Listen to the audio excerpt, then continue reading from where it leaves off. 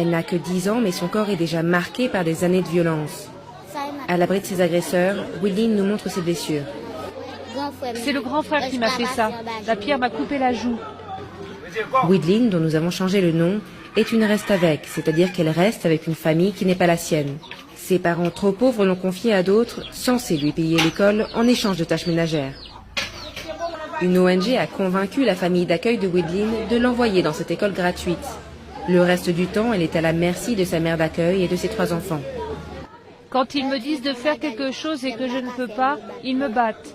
En principe, un système d'entraide entre familles pauvres des campagnes et cousins riches des villes, le système des reste-avec est devenu une couverture pour la domesticité des enfants.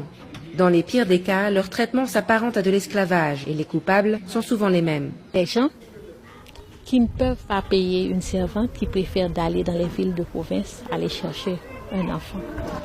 Ce refuge, près de la frontière dominicaine, prend en charge 80 reste-avec qui se sont enfuis ou qui ont été recueillis par les services sociaux.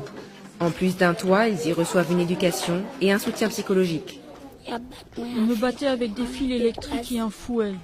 Je me suis couchée près du bébé et tout d'un coup, le père m'a réveillée et puis il m'a violée.